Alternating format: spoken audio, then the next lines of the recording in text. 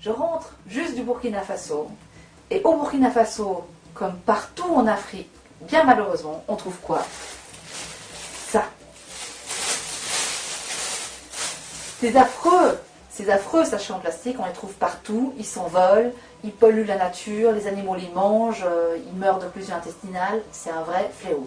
Eh bien, au Burkina Faso, il y a des femmes, eh bien, elles en ont fait leur matière première pour fabriquer quoi? Des sacs à main. Ces sacs à main sont faits à partir des sachets plastiques que je vous ai montrés. Les femmes les lavent, ensuite les découpent comme une pelure d'orange, les tissent et ensuite cousent ces sacs à main. Alors les sacs à main, elles en ont évidemment fait tout un tas de sortes parce qu'elles sont malines, elles comprennent bien que nous les femmes, évidemment, on ne se contente pas d'un seul modèle pour se satisfaire.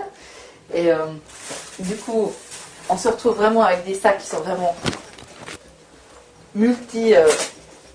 multi-poches, extrêmement pratiques et très conviviaux.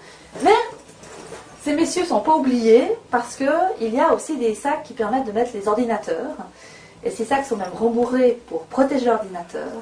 Et de ce fait, eh bien, on peut être à la mode de Bobo. Pourquoi à la mode de Bobo? Parce que ces sacs sont faits à Bobo-Dioulasso, dans la ville de Bobo-Dioulasso au Burkina Faso. À la mode de Bobo, tout en étant écolo. Et on peut allier écologie et économie, bonne astuce, nettoyage de la nature, tout en ayant un accessoire très sympathique et très pratique. Alors là, on a un autre sac, un autre modèle qui est plus simple que celui qui est multipoche, mais qui passe très bien partout quand on veut sortir, un petit porte-monnaie, l'agenda, tout va bien et ça va très bien. Il y a même l'anse qui est faite en sachet plastique recyclé, donc là, vraiment la totale. Et puis, quand on part en voyage, eh bien, on est content d'avoir sa trousse de toilette avec, eh bien, on peut l'avoir même fait en sachet plastique recyclé.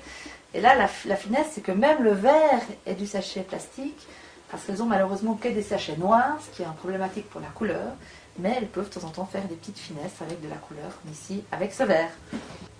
Alors c'est pas parce que c'est fait avec des sachets plastiques et avec des déchets que c'est pas de la qualité. Et si on regarde en détail la manière dont sont faites les fermetures éclairs, eh bien on voit que c'est extrêmement bien cousu et posé. Et tous ces sacs, eh bien, contiennent beaucoup de poches, très pratiques. Et puis on voit bien la qualité de la couture et du travail fait par ces femmes.